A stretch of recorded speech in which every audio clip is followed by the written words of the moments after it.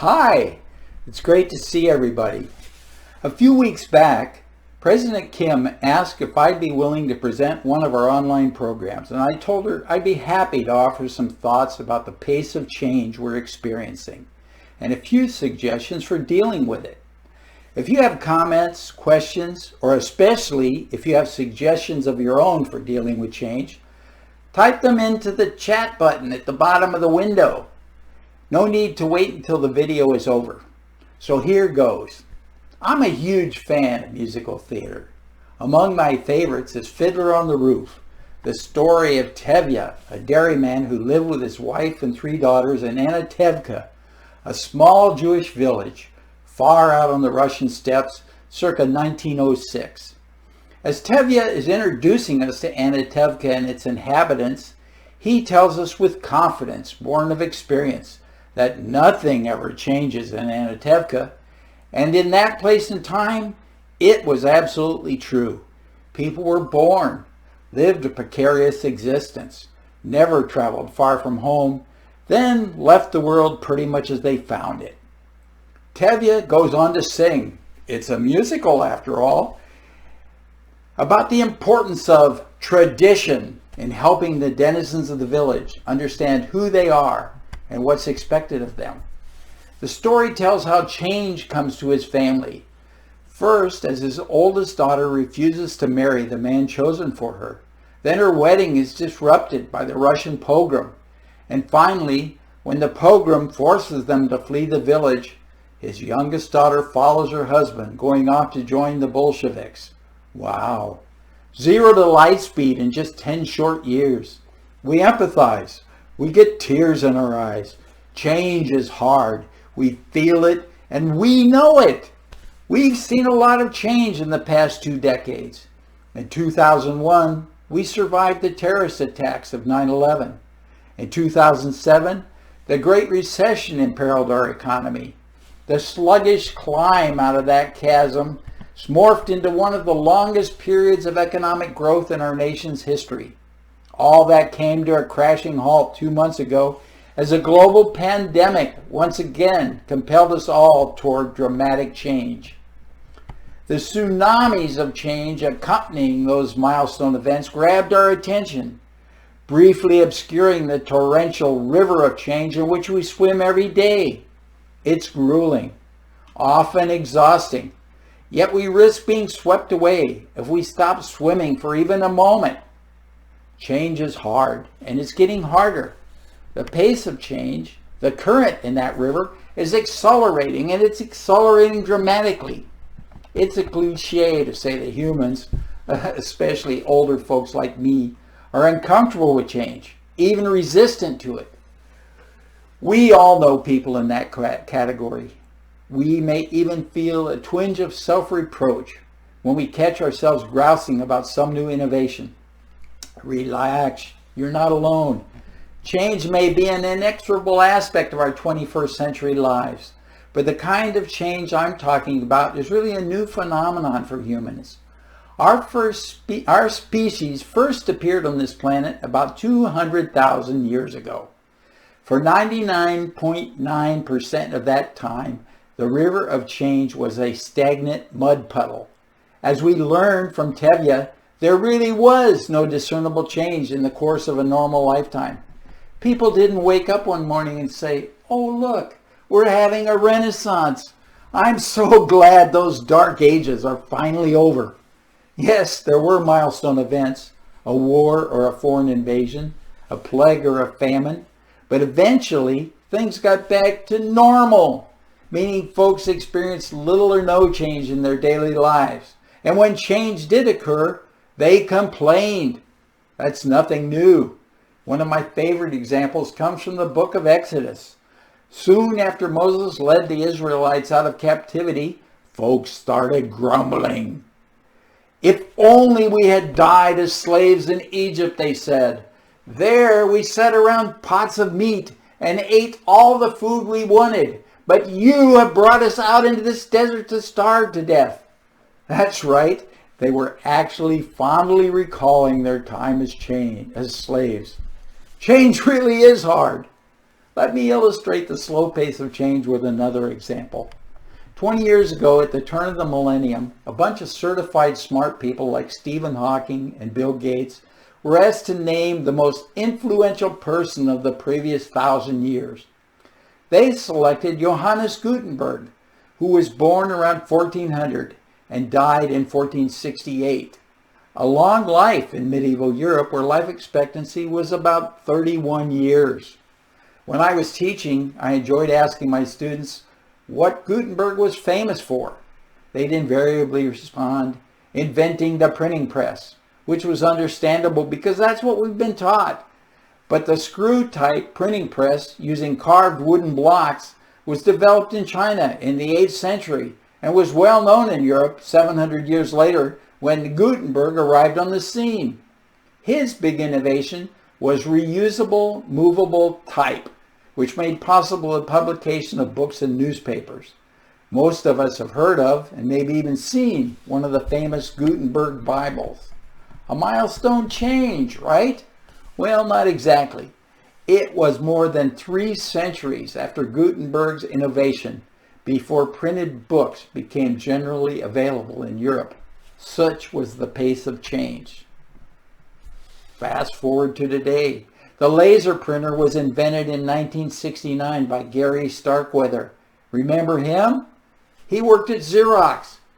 Laser printers were widely available by the mid-70s, just 5 years later. And desktop publishing programs were populating our computers by the mid-80s. Quite a contrast. So when did the pace of change really begin to noticeably accelerate? The first noticeable signs of change occurred during the first Industrial Revolution, which began in Europe and spread to the United States from around 1750 to 1850. The second wave began in the U.S. and spread to Europe from 1850 to 1914. That first big milestone change event for Americans was our Civil War. Things would never be the same after that. Then 3 giant tsunamis of change, dwarfing the 3 we experienced in the past 20 years, swept over our nation. World War I, 1914 to 1918. The Great Depression, 1929 to 1933. And World War II, 1941 to 1945, launched America and ultimately the entire world on the path of exponential change we're experiencing today. It took us a while to fully recognize what was happening. The rate of change we're experiencing has gone exponential. Humans have a difficult time grasping that concept. It's natural to think, even as we're astounded by how much has occurred over the past decade, that we'll see similar change in the decade to come, when in fact, by most measures, we can anticipate roughly 10 times more. While discussing the COVID-19 pandemic with a friend recently, he offered this interesting way to illustrate what exponential change looks like.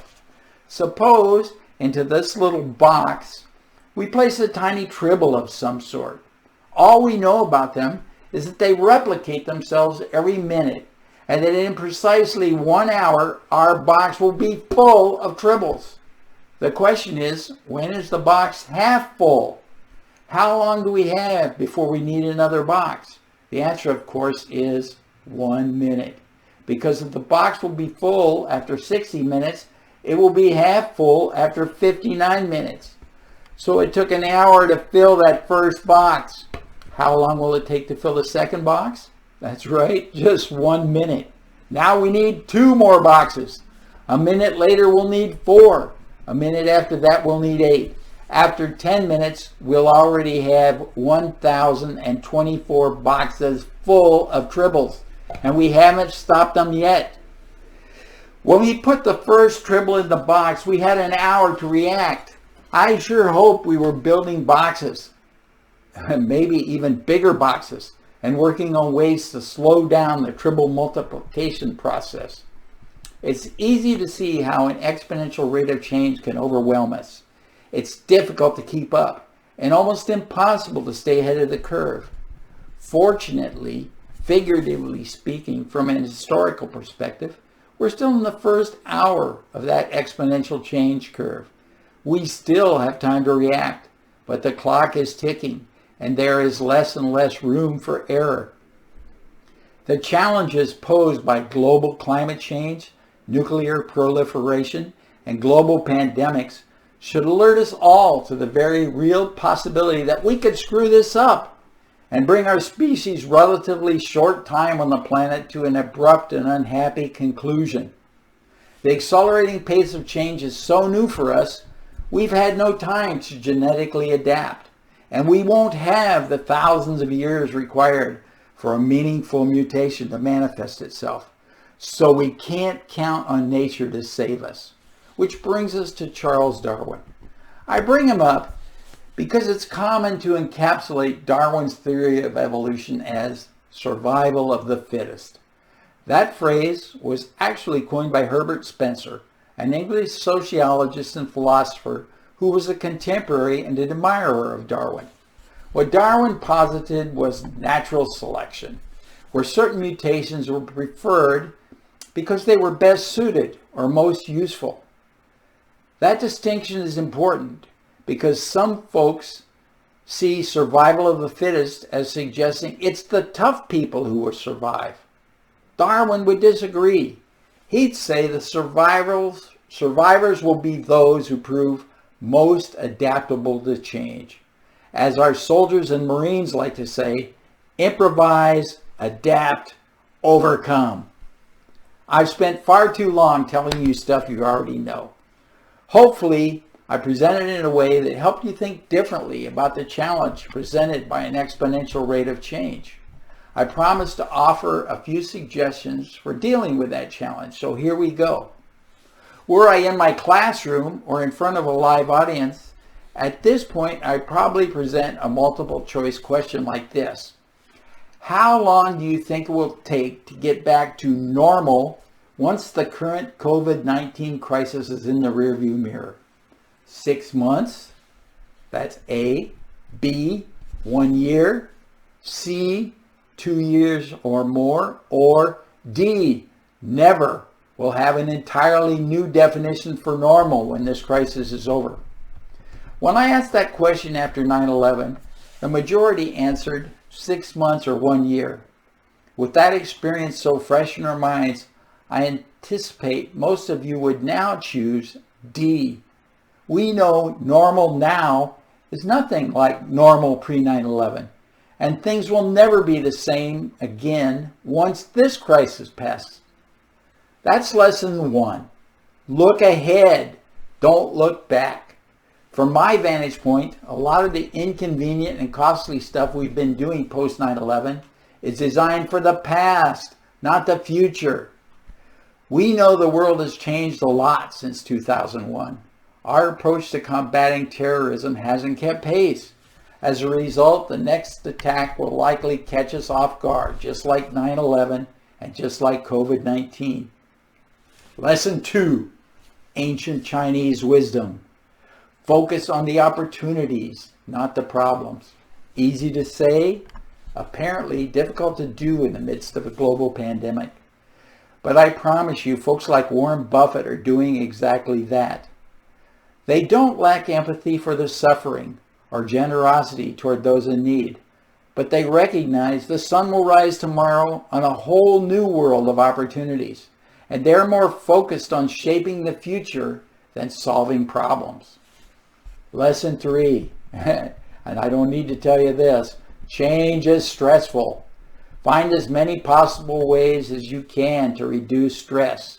You all know the classic ways to do that, but let me offer you 2 of my favorites. Number 1, go to bed early and get up early. How early? At least 2 hours before you have to leave the house. And I know some of you are going, oh gosh, I didn't think it would be this hard. Go to bed early enough to allow for 7 to 8 hours of sleep. Follow a good sleep hygiene routine before bed. Allow yourself that time in the morning to calm your mind and prepare for the daily onslaught of change without rushing. Skip the news before bed and spend 15 minutes catching up in the morning. Thanks to the internet, you really can absorb everything you actually need to know in 15 minutes or less. Number 2, reduce the number of unimportant daily choices and decisions you have to make. The pace of change can produce decision overload. How often do you find yourself responding to a question like, what do you want for dinner? Or, would you like to watch a movie? Or, what do you want to do this weekend? With a phrase that sounds something like this, I don't care, honey. Whatever you decide will be just fine. Back in the 70s, there was significant groundbreaking research on the impact of change on wellness. Researchers determined the more change people experienced in a set period of time, the greater likelihood they would suffer serious injury or illness. A couple of smart Navy doctors decided to take advantage of the data available from ships going on routine 6-month deployments to explore the thesis. To their surprise, they discovered, as expected, sailors who experienced the most life change prior to deployment did have higher rates of injury and illness than their shipmates who experienced less change. But the rate of that illness and injury was significantly lower than civilian test groups who experienced similar high levels of life change. They concluded a major factor aiding the sailors in dealing with the stress of change was having fewer choices to make. For example, they didn't have to decide when to get up or what to wear or when and what to eat. The daily shipboard routine, plus freedom from commuting and traffic and daily family concerns and nightly TV news also helped. We're flooded with choices every day without even realizing it. The range of available options is staggering. For example, if you decide to buy a new car, even once you've narrowed it down to a new BMW, when you consider all the models and options, there are still well over 2 million possibilities. Find ways to relax, de-stress, clear the decks, so you can focus your energy and attention on the decisions and choices that really matter. Lesson 4, and this may be the most important, have regular, intelligent, in-depth conversations with young people, exploring their viewpoints and attitudes about the latest changes and innovations. That's why I'm so happy to see more and more young people coming into our club, and we need all of them we can get. Why do they prefer texting to phone calls, voicemail, or email? Why do they get their movies, music, and TV from the internet? Why do they change jobs so often? Why is it so much harder to get into college these days? I recognize all those questions are already outdated, but the next time you're wrestling with some change, ask a young person about it. Listen well. They were born into a world of change. They're not yet as flummoxed by it as us older folks, and they have wisdom well beyond their years. Lesson 5. Make sure you have at least one rock to cling to, something that won't change, ever, something on which you can always rely. Perhaps it's the love of a spouse, a close group of longtime friends, or your faith in God. That last sentiment is perfectly captured in this context by the second verse of the great hymn, Abide with Me. Swift to its close, ebbs out life's little day. Earth's joys grow dim, its glories pass away. Change and decay in all around I see. O thou who changest not, abide with me. What is the rock in your life? That thing you can grab onto when the swiftly flowing river of change threatens to sweep you away. Finally, lesson 6. Change puts a premium on leadership. My definition of leadership is the art of successfully encouraging people to willingly do things they would not otherwise do, like change, for example, unleashing their maximum performance and helping them reach their fullest potential and personal goals in the process. The current pandemic illustrates the importance of having good data and good management, but it clearly underscores the decisive impact of strong leadership in achieving an optimum outcome. Fortunately, I'm talking to a club full of leaders, so you already get this. And next week, our member, Ken Grant, will be addressing this very topic on this very screen. I'd also recommend the outstanding little book, Leading Change by John Cotter, to any of you leading organizations, large or small. Even though it's been 25 years since this book was first published, it still contains the best roadmap for leading organizational change. Dr. Cotter provides the clearest explanation I've ever read on the difference between leadership and management and the importance of both, and why we need leadership in a time of change. I'm ready for questions. It's not necessary to phrase your statement or comment in the form of a question, especially if you have suggestions for dealing with change. Thank you. I'll go ahead and answer the first one that Dorothy typed in during the presentation, but go ahead, type in your questions. There's a chat thing down below. Anyway, Dorothy asked, are there principles you discern from past change that you believe apply to present crisis? Why and how? I didn't answer her question as well as I could have, perhaps, but I don't want to take the whole 10 minutes on that. But history shows we're not really good at learning the lessons of history. But you need to study history and try to learn from past mistakes and avoid repeating them. The other thing that I learned from history is character matters. Character matters. And so stick with people of high character. And the other thing is leadership. We need leadership and teamwork to get through tough times. And so when I look for lessons in history, those are the things that stand out to me above all others. Character, leadership, and teamwork. And Rotary gets that.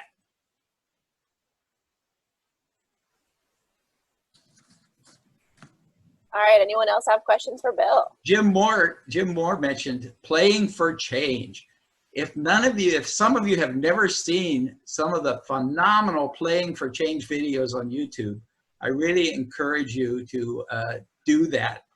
It will put a smile on your face like nothing else. They're just incredible videos of artists from all around the world playing together, kind of in this format in many respects, and great music. And Geraldine, it's so good to see you. You look beautiful. All right, sort of a question. Sue Nixon says, how did you get so darn wise and inspiring, Bill Center? I had a lot of good mentors. And hang around with good people. And I meant what I said about listening to young people. That is, I've learned something every day. And that's what I miss most about not being in the classroom, is I don't get enough time around young people. Who moved my cheese? When, oh geez, I totally blanked it out here.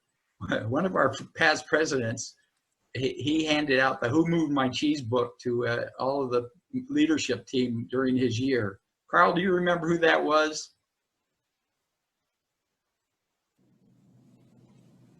No, I don't, Bill. It'll come back to me. Senior moments. Yeah. When did I start paying attention to change? I started paying attention to change in 1976 when I was a student at the Evans School. The Navy sent me there to go get my master's degree in public policy. And I had some very good professors there. And, oh geez, what was that great book? Future Shock. One of the professors handed me a copy of Future Shock, and all of a sudden I became a futurist. And another great futurist that spoke to our club, Admiral Bill Owens, he's spoken to our club a couple of times. I had the chance to work with him, and boy, he drugged me kicking and screaming into the future and really helped me focus on that in ways that I hadn't before. So I give my graduate education in the mid-70s and my experience with guys like Admiral Owens credit for helping me really focus on that. All right, I have a question from Mike here. Do you have any comments on the TR stuff? Do you know what I have a lot of comments on the TR stuff. The captain did the right thing, and the secretary did not. I think it's going to sort itself out. It's part of a bigger crisis that's playing out within the Navy in particular and with the military as a whole. resulting from some of the civilian leadership not having a real true understanding of the military culture and military leadership and procedures and everything. My understanding is that the person who replaced Captain Crozier as CEO of the Teddy Roosevelt is the person who preceded him. In other words, they brought back the former captain to fill the slot. That man has been selected for promotion to rear admiral, and so he won't be there for long. So I think it's quite likely, especially given the fact that they are now doing everything that Captain Crozier recommended in his letter, that he will be I'll say, exonerated by any investigation and reinstated to his position, which I think the whole Navy would greet with acclamation. I hope that's the final outcome. I'll just leave it at that. All right, we've got another question from Jim Moore here. How often have you had to try to imagine yourself in the moccasins of a person with whom you are having a difficult interaction about changes that need to be made? And do you have an example? Well, you know, that's what I said about leadership. You know, that you have to realize that your job as a leader is to encourage other people.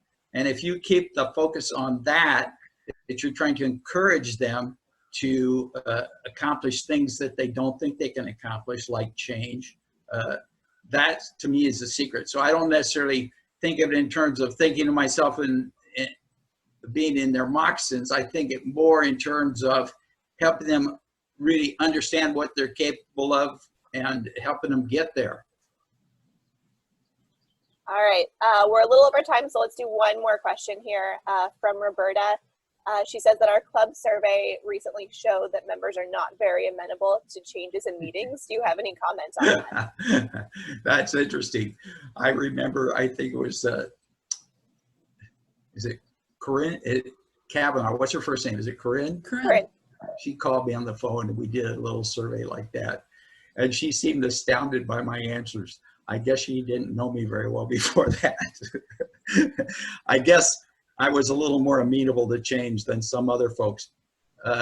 Anyone who was in the club during my year as president knows we made a lot of changes during that year, and I didn't get a lot of pushback. I think the club is a lot more amenable to changes than we might let on. We're all a little uncomfortable with change. I mean, that's the way, that's the human way, but try it, you might like it. So once we see that, hey, it's okay not to have a head table, it's okay to have people walking around with the microphones. A lot of the things that we've done, these like this, you know, let me answer a question nobody's asked yet. What's it going to be like? What are the changes that we're experiencing right now that are going to persist? I tell you one that'll persist: telemedicine. We've been trying to get telemedicine going in this country for decades. This crisis has broken that ceiling. Now the insurance companies are paying for telemedicine, and so boom, the doctors are going to do it. They love it. They want to do it, but they couldn't get paid for it. The patients love it. And we're going to have all kinds of upswings in technology. You'll be able to do tests from home without leaving home that you used to have to go to the lab for. It's going to be dramatic. We have all kinds of new ways of service delivery that are going to persist. And that's just one example. It's going to be getting back to normal after this is going to be, it's just not going to happen. It's going to take a long time for the economy to recover, and it's not going to recover simply by saying, okay, everybody can go back to work. It's going to require some significant government intervention, and we're going to have to recreate and reestablish pieces of government that we disposed of over the past decade in order to make it happen. There's going to be, so it's going to be an interesting decade ahead. Any other last questions? Bill, this is Kim. Real quickly, how should we be looking at Rotary that we're not looking at it now for the future? Well, if we don't change, we're going to die. lot of you've read Bowling Alone. We've survived as long as we have, because we are who we are. We're adaptable, we're leaders, but we've got to change. And this is a perfect example. And I suggested to Kim, and I'll suggest to everybody right in front of you now, we may decide, hey, this is such a good format. We ought to do this once a month or once a quarter or once every 6 weeks or whatever, instead of getting together downtown. Just sit at our desks and, kick back and do it on video. We're getting good at this, and it can't be the regular way, but that's an example. I don't know all the ways that Rotary is going to change.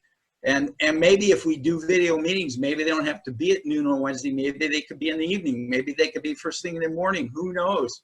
We can move it around. Gives us more flexibility. And we've got to find ways to encourage more young people to be members of our club, and ways to make it easy for them to join and make them want to join. We need them. The criteria for being in our club shouldn't be being a CEO. It should be being a leader. And you can be a leader, like Mariah is a perfect example. She's a leader. And you could be a leader at any age. And the leaders that are leaders in their 20s are the ones that are going to be the CEOs of the future, and the mayors of the future, and the fire chiefs of the future, and the people that we want in the club. And we need people of character. Other than that, I have no opinion. You guys are the best. Thank you. And Ken, I really look forward to your presentation next week. All right, Bill, thank you so much. This is perfect timing for your presentation. So in closing, we have had people say, gee, they miss going to the chat rooms where we posed a question. And if you choose to go to the chat room today, my suggestion is the question that you ask yourselves is, what change have you made during the pandemic that you are likely to continue? Now, I'd also like to share that for the foreseeable future, this is what we're doing. And we are down to only a few methods to stay in touch with you. Our online meetings, of course, the phone, please expect a phone call from a fellow Rotarian, just calling to say hello. We have our Facebook page and the totem. The totem is now a vital, not optional, method of communication. Please read it. This is where you will find updates for things like our club's response to the pandemic, an SRSF grant of $100,000 to the Seattle Foundation's COVID-19 fund. Also, Caroline put it in the chat box, but we have masks that were donated. These are not the KN95. These are not the surgical masks, excuse me, the medical masks. These are the masks that you would use to go to the grocery or to the pharmacy. But if anyone needs those, we have those at the office, and just get in touch with Caroline. So I would like to remind everyone to please stay safe, to stay engaged. Our community and your fellow Rotarians need you. Next week, please join us for live music from Jevin Powell and a program on leadership from Ken Grant. Now, if you'd like to stay and to visit with your fellow Rotarians, you will go to the chat rooms. Mariah will move you there. Just stay where you are and she'll move you. Otherwise, so great to see you all. We are adjourned.